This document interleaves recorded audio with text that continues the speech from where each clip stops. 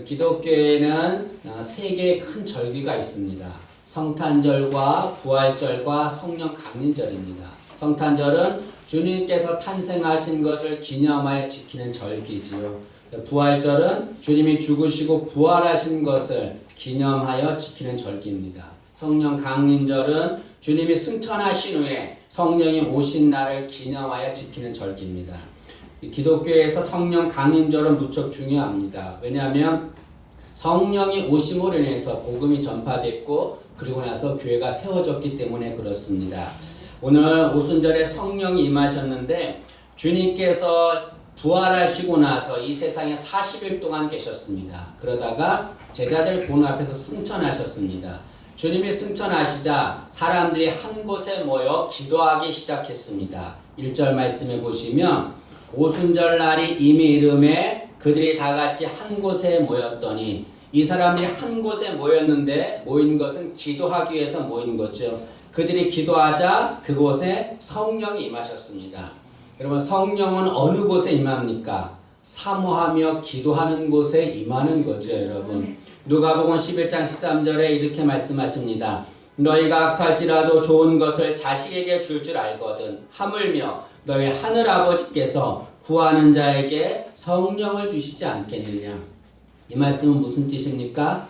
기도하면, 사모하며 기도하면 하나님께서 성령을 주신다는 것을 말합니다. 여러분, 우리는 다 성령 받기를 원하지요. 그 전에 뭘 해야 됩니까? 기도해야 되죠, 여러분. 기도하지 않고 성령 받을 수는 없는 겁니다. 여기 모인 사람들은 성령을 사모하며 간절히 기도하자 성령을 받았습니다. 근데 중요한 것은 이 사람들이 어디에서 기도했느냐가 중요합니다.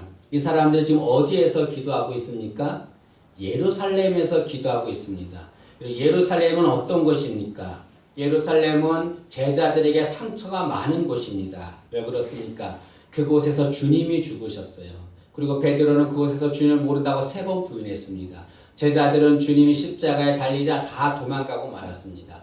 제자들 마음에 상처가 있는 곳이에요. 제자들은 그 예루살렘에 있고 싶어 하지 않았습니다. 그러나 그들은 그곳을 떠나지 않고 그곳에 모여서 사모하며 기도했습니다. 왜냐하면 주님께서 그들에게 예루살렘을 떠나지 말라라고 분부했기 때문에 그렇습니다. 우리 1장 4절 말씀해 보시면 주님께서 승천하시기 전에 제자들에게 하신 말씀이 있습니다. 사도행전 1장 4절에 보면 사도와 함께 모이사 그들에게 분부하여 이르시되 예루살렘을 떠나지 말고 내게서 들은 바 아버지께서 약속하신 것을 기다리라 라고 말합니다. 주님께서는 제자들이 상처가 있는 그 예루살렘을 떠나지 말라라고 말합니다. 왜 그곳을 떠나지 말라고 했을까요? 그곳에 성령이 오시기 때문에 그렇습니다. 성령이 오셔서 그들의 상처된 마음을 다 치유해 주시기 때문에, 치유해 주실 것이기 때문에 주님께서는 그것을 떠나지 말라라고 하는 거죠. 우리도 살아가면서 상처를 받을 때가 있습니다. 가정에서 상처를 받을 때가 있어요. 교회에서 상처를 받을 때가 있습니다. 혹은 내가 속한 공동체에서 상처를 받을 때가 있습니다. 그러면 우리 그것을 떠나려고 하지요. 그러나 주님은 그것을 떠나지 말라고 합니다. 우리는 그것을 떠나면 문제가 해결된다라고 생각합니다. 그리고 다른 곳으로 갑니다. 다른 곳은 문제가 없을까요? 다른 곳에 가도 상처와 문제와 어려움은 있는 겁니다. 가장 좋은 해결책은 무엇입니까? 그 상처낸 그곳에서 성령의 도우심을 구하는 겁니다. 그러면 성령이 임하셔서 우리의 상처를 치유해 주시고 문제를 해결해 주실 것입니다. 지금 내가 있는 곳이 내가 상처난 곳이라고 한다면, 나에게 상처를 주는 곳이라고 한다면 여러분 떠나려고 하지 말고 그것을 무릎 꿇고 성령의 도우심을 구하기를 원합니다. 그러면 이렇게 질문한 사람이 있을 것입니다. 그곳을 떠나지 않고 성령의 도우심을 구하며 기도했는데도 성령님이 도와주지 않습니다. 아직까지 상처가 있고 문제가 있습니다 라고 말하는 사람이 있습니다. 왜 그럴까요? 여러 가지 이유가 있겠지만 한 가지 이유가 든다면 아직 성령이 역사하실 때가 되지 않았기 때문에 그렇습니다. 여기는 본문에 보면 사람들이 모여서 한 곳에서 열심을 다하여 기도했습니다. 그런데 기도하자 곧바로 성령이 임하신 것이 아닙니다. 성령이 언제 임했냐면 오순절 날이 이미 이름에 성령이 임했다라고 말합니다. 1절을 다시 보시면 오순절 날이 이미 이름에 라고 말합니다. 이 말은 성령이 언제 임했다는 것을 말합니까? 오순절 날이 되자 성령이 임했다는 것을 말합니다. 예수님께서 승천하셨습니다. 그리고 오순절 되기까지 열흘의 기간이 있었습니다.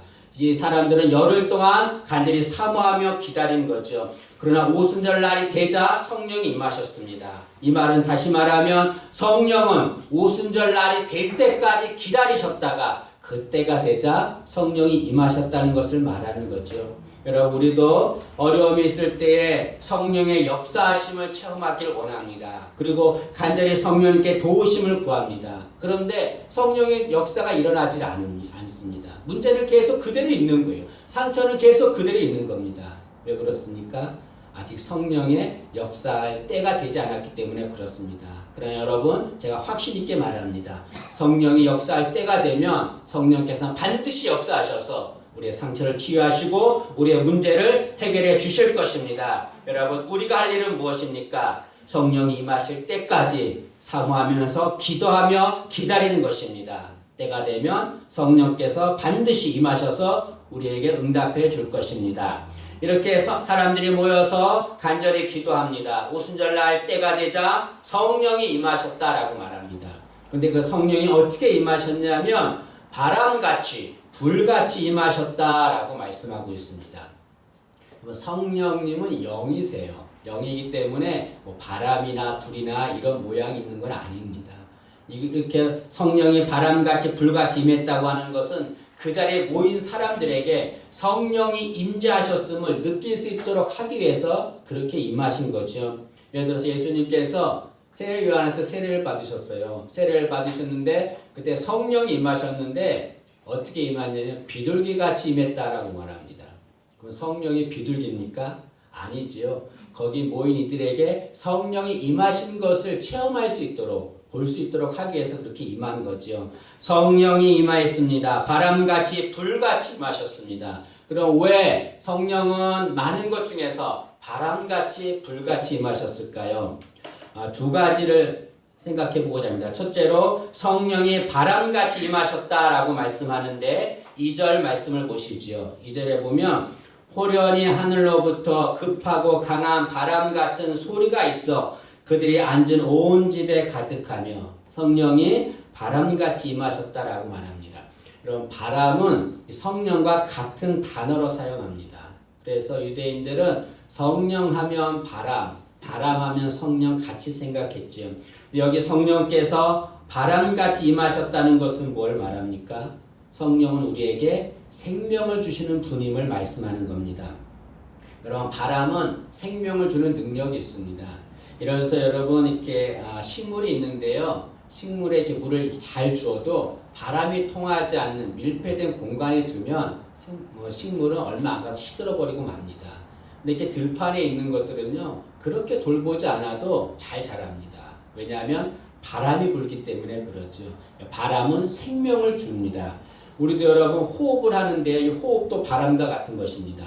우리는 호흡을 해야 살 수가 있어요. 호흡이 끊어지면 그는 죽습니다. 다시 말하면 바람이 우리에게 생명을 주는 거죠. 성령이 바람같이 임했다는 것을 뭘 말합니까? 성령님은 우리에게 생명을 주시는 분이라는 것을 말합니다. 성경에는 바람 같은 성령을 통해서 생명을 얻게 된 내용이 많이 있습니다. 그 중에 한 가지 에스겔 선자를 통해서 나타난 역사가 있습니다. 하나님께서 에스겔 선지자를 한 골짜기로 데려갔어요. 그런데 그 골짜기에 보니까 사람의 죽은 뼈들이 가득했습니다. 죽은 뼈가 너무나 오래된 거예요. 그 뼈가 도저히 살아날 수가 없는 겁니다. 그런데 에스겔 선지자가 뭘 했냐면 큰 소리로 외쳤습니다. 생기야 사방에서 불어와 이 뼈들에게 들어가라 라고 외쳤습니다. 그러자 사방에 생기가 불어왔어요. 그 뼈에 들어갔습니다. 어떻게 됐을까요? 뼈들이 다 살아났다고 그랬어요. 나중에 군대가 되었다라고 말합니다. 이 생기는 성령을 말하는 거죠. 이 바람 같은 성령이 임하셨기 때문에 그 마른 뼈도 살아나게 된 겁니다. 성령은 우리를 살리시는 분이죠. 그래서 요한복음 6장 13절에 이렇게 말합니다. 살리는 것은 영이니 육은 무익하니라. 살리는 것은 영이란 말. 성령은 우리를 살리는 분이라는 것을 말하고 있습니다. 여러분, 성령이 임하시면 아무리 죽은 것이라도 어떤 것이라도 다시 살아나게 됩니다. 그리고 어떠한 것도 성령이 역사하시면 성령이 살아나게 하는 것을 막을 수가 없습니다. 오늘 보면 2절 상반절에 성령이 어떻게 임했냐면 강한 바람같이 임하셨다라고 말합니다. 여기 강한 바람은 토네이도와 같은 바람을 말합니다. 여러분, 그 뉴스에 토네이도가 한번 이렇게 지나가는 걸 보시면요, 한 마을이 휘젓고 갑니다. 어떠한 것도 그 토네이도를 막을 수가 없습니다. 마찬가지로 성령이 강한 바람같이 임했다는 것을 뭘 말합니까? 누구도 성령이 생명을 살리는 것을 막을 수 없다는 것을 말하는 거죠. 빼앗아갈 수 없다는 것을 말합니다. 여러분, 우리는 성령님을 사모해야 합니다. 그 성령님이 오시면 죽었던 모든 것들이 생명을 얻습니다. 특히 2절 하반절에 보면 그 바람 같은 성령이 온 집에 가득했다라고 말하고 있습니다. 여러분, 보통 바람은 한 곳에 머물지 않아요. 이렇게 쑥 지나가는 게 바람입니다. 근데 여기 성령은 바람 같은 성령은 집에 가득했다고 해요. 머물렀다는 것을 말합니다. 우리 인생, 우리 가정, 우리 교회, 우리 공동체 죽은 상태라고 한다면 성령을 사모하기를 바랍니다. 그러면 그곳에 성령이 가득하게 임하게 될 줄로 믿습니다. 여러분, 상황을 바라보지 마세요. 힘든 상황, 상처받은 상황, 이 상황 바라보지 말고 성령님 바라보고 성령을 간절히 사모하며 기도하기를 원합니다. 그러면 바람 같은 성령이 임하셔서 그곳이 다시 살리는 역사가 임할 줄로 믿습니다. 그 다음에 성령이 불같이 임하였다라고 말합니다. 3절 말씀해 보시면 마치 불의 혀처럼 갈라지는 것들이 그들에게 보여 각 사람 위에 하나씩 임하여 있더니 성령이 임했는데 불의 혀같이 임하셨다라고 말합니다. 성령이 불같이 임했다는 것은 무엇을 말합니까? 세 가지를 말씀할 수 있습니다. 첫째로 성령은 정결케 하시는 분이라는 것을 말합니다. 여러분, 불은 태우는 능력이 있어요. 어떠한 것도 불이 가면 다 타고 맙니다. 여러분, 정금이 되려면 어떻게 되냐면 반드시 불 속에 들어가야 합니다. 왜냐하면 그 정금에, 그 금에 붙어있는 불순물을 불이 다 태워주기 때문에 그렇습니다. 마찬가지로 성령은 우리 안에 있는 죄악들 다 태우는 거죠. 우리의 죄악들 다 태우시고 그리고 우리를 정결케 해주십니다. 불같은 성령이 임했다는 것은 뭘 말합니까? 우리를 정결케 해주신다는 것을 말씀하는 거죠. 또한 불같은 성령이 임했다고 하는 것은 성령은 우리를 회복시켜 주시는 분임을 말씀하고 있습니다. 그리고 불의 특성은 이렇게 타오르는 거예요. 위로 올라가는 겁니다. 이게 타오른다라고 하는 것은 다른 말로 일어선다는 것을 말하는 거죠. 성령님은 우리를 일으켜 세워주시는 분입니다. 고통과 절망 속에 있는 자들, 그런 자들을 일으켜 세워주는 거죠. 여러분, 이 당시에 제자들이 기도했는데요. 제자들은 주님께서 승천하자 두려움에 있었습니다. 앞으로 어떻게 해야 되는가, 어떻게 살아야 되는가 두려움 속에 있었어요. 이렇게 두려움 속에 있던 제자들이 성령을 받자 어떻게 됐습니까? 두려움이 다 사라지고 담대하게 일어서서 복음을 전하게 되었지요. 여러분이 성령 역사가 나타난 후에 14절에 보면 베드로가 어떻게 행했는가 보십시오. 베드로가 보면 주님이 승천하심에 두려웠던 베드로가 성령을 받고 나서 어떻게 했냐면 14절에 베드로가 11 사도와 함께 서서 소리를 높여 이르되 유대인들과 예루살렘에 사는 모든 사람들아, 이 일을 너희로 알게 할 것이 내 말에 귀를 기울이라 라고 말합니다. 그 전에 베드로는 어떤 자였습니까? 주님을 모른다고 3번이나 부인했던 자예요. 두려움 속에 있던 자였습니다. 그러나 이 자리에 성령의 충만을 받고 나서 베드로가 어떻게 했습니까? 큰 소리로 외쳐서 많은 사람들에게 내 말에 귀를 기울이라 라고 말합니다. 그리고 설교를 하는 거죠. 자신이 예수님의 제자인 것을 담대히 말한 겁니다. 여러분, 베드로는 마음속에 상처가 있었습니다. 마음속에 아픔이 있었지만 성령을 받고 나서 그 모든 것이 사라지고 다시 일어나게 되었습니다. 여러분, 우리도 살아가면서 예수를 믿지만 왜 아픔이 없겠습니까? 왜 상처가 없겠습니까? 왜 두려움이 없겠습니까? 그러나 그 아픔과 상처와 두려움만 바라보면 절망하고 맙니다. 뭘 바라봐야 합니까? 성령님 바라봐야 되는 거죠. 그 성령님께 간절히 기도하고 도움을 요청해야 합니다.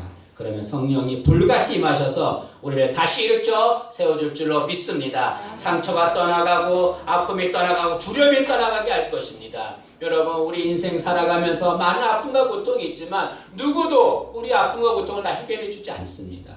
우리의 부모도 우리의 자녀도 누구도 해결해 주지 않아요. 성령님은 해결해 줄 수 있습니다. 그 성령님 사모한 우리 되기를 간절히 소망합니다.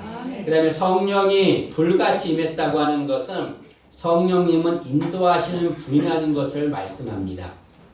우리는 어두우면 길을 갈 수가 없습니다. 아무리 좋은 길이어도 깜깜하면 앞이 보이지 않아서 갈 수 없죠. 그러나 그 어둠이 다 사라지면, 밝아지면 길을 갈 수 있습니다. 불은 어둠을 밝혀줍니다. 그래서 아무리 어두워도 불만 있으면 우리가 가야 할 길을 갈 수 있는 거죠. 마찬가지로 성령님은 갈 길을 모르는 우리의 길을 인도해 줍니다. 우리의 삶을 인도해 주시는 거죠. 이스라엘 백성들이 애굽에 나와서 가나안 가는데요. 이스라엘 백성들은 가나안이 어딘지 알지 못했습니다. 그럼에도 불구하고 그들은 가나안 땅에 무사히 갈 수 있었습니다. 어떻게 갈 수 있었습니까? 그들 앞에 불기둥이 있었기 때문에 그래요. 불기둥이 이스라엘 백성들을 가나안까지 인도해 주었습니다. 이스라엘 백성들은 가나안을 몰랐지만 그 불기둥만 따라가면 갈 수 있었습니다. 마찬가지로 우리는 가야 할 길을 알지 못하지만 불같은 성령이 우리에게 임하시면 그 불같은 성령님만 따라가면 우리는 목적지까지 가게 될 줄로 믿습니다. 갈 길을 모를 때에 방황하거나 좌절하지 마세요. 성령의 도우심을 구하세요. 그러면 성령께서 우리의 갈 길을 인도해 줄 줄로 믿습니다.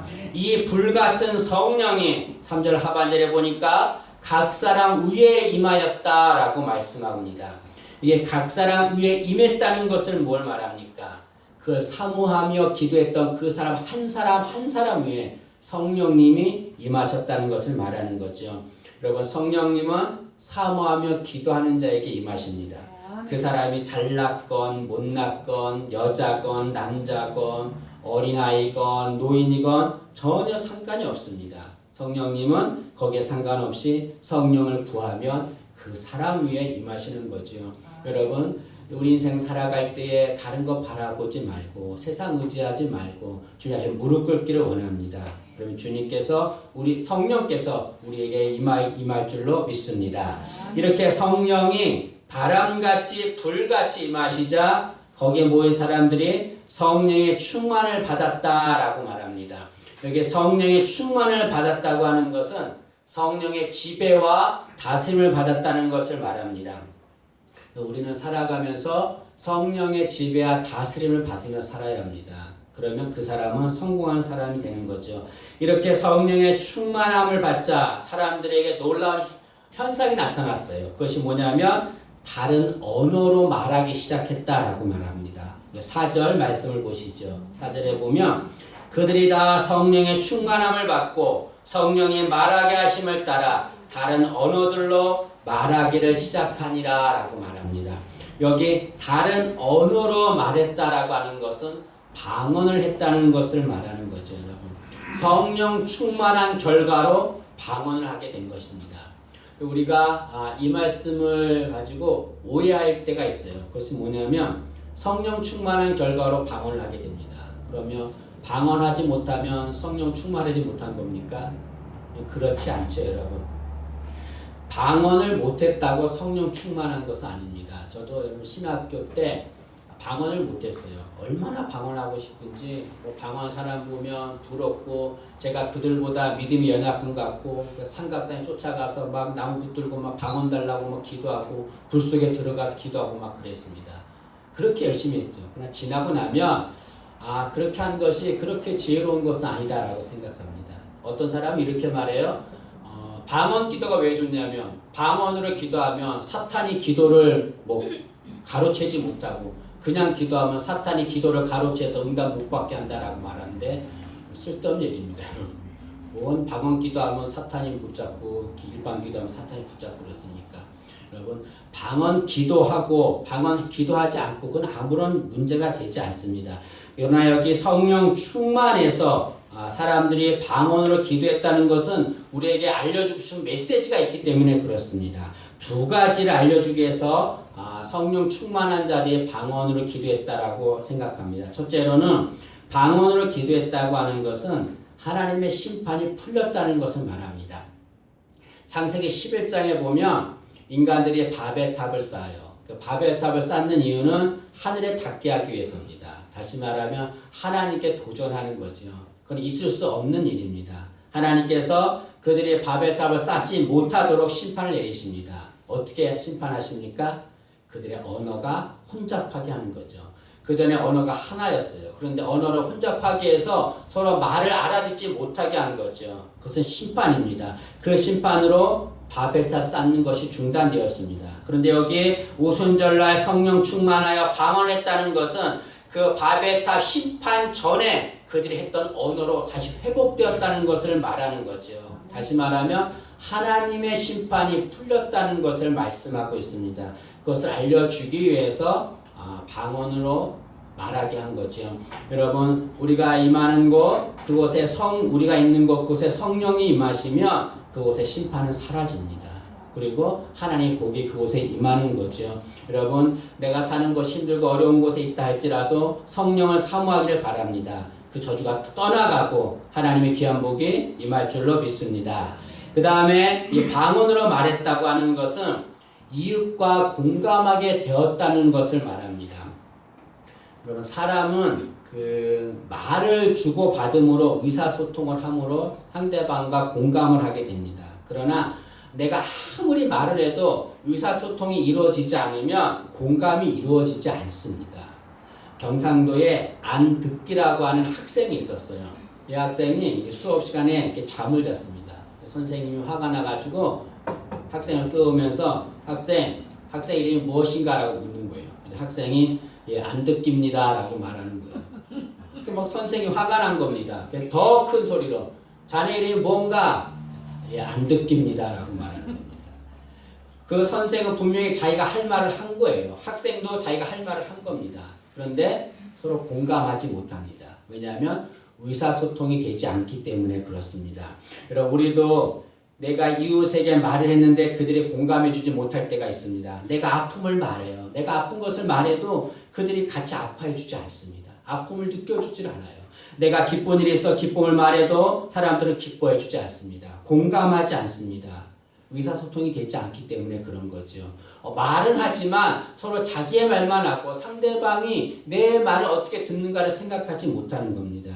공감하지 못하면 막힌 담이 생기고 하나가 되지 못하는 거죠. 그러나 여러분, 성령이 임하자 방언을 하게 됩니다. 여기에 방언했다라고 하는 것은 내가 하는 말을 상대방이 알아들었다는 것을 말하는 거죠. 이것은 공감대가 이루어졌다는 것을 말합니다. 우리는 살아가면서 나 자신과 막힌 담을 쌓은 자들이 있습니다. 하나님과 막힌 담을 쌓는 자들이 있고 이웃과 막힌 담을 쌓는 자들이 있습니다. 심지어 가정 안에서도 서로 막힌 담을 쌓는 자들이 있습니다. 그 막힌 담을 무너뜨려야 돼요. 그래야 서로 공감할 수가 있습니다. 하나가 될 수 있습니다. 어떻게 하면 그 담이 무너뜨려질 수 있습니까? 성령이 임하시면 무너뜨려지게 되는 거죠, 여러분. 성령이 임하시면 막힌 담이 무너지고 하나가 되는 겁니다. 우리가 신앙생활 하면서 우리도 이렇게 예사랑교회에서 한 30명가량 신앙생활 하는데요. 상대방이 아프면 우리는 공감하는 자가 돼야 됩니다. 그런데 상대방이 아파도 기뻐도 공감하지 않아요. 관심을 갖지 않습니다. 엄연히 말하면 그들은 성령 받은 자라고 할 수가 없습니다, 여러분. 누군가 아파하면 같이 아파해야 돼요. 기뻐하면 같이 기뻐해야 됩니다. 품어줘야 되고 끌어안아줘야 돼요. 막힌 담이 없어야 돼요. 하나가 돼야 됩니다. 그 자가 그런 사람이 바로 성령 받은 자지요. 오순절날 성령이 임하자 바람같이 불같이 마신 성령을 통해서 사람들이 성령 충만함 받아서 그들이 방언을 말했다라고 말합니다. 하나가 되었다는 것을 말하죠. 우리 예사랑교회도 성령 충만함 받아서 서로 하나가 되기를 간절히 원합니다. 막힌 담이 없기를 원합니다. 서로 공감하기를 원합니다. 같이 아파하고 같이 기뻐하고 같이 품어주는 우리가 되기를 간절히 소망합니다. 말씀을 마치겠습니다. 우리 인생, 우리 가정, 우리 교회에 성령이 임하기를 간절히 우리는 소망해야 됩니다. 그러면 바람 같은 성령이 임하셔서 죽었던 생명이 살아날 것입니다. 불 같은 성령이 임하셔서 우리를 정결케 하고 힘을 주고 우리의 삶을 인도해 줄 것입니다. 하나님의 심판이 회복되고 의욕과 막힌 담이 무너질 것입니다. 그런 성령님의 은혜가 우리 모두에게 임하기를 간절히 소망합니다.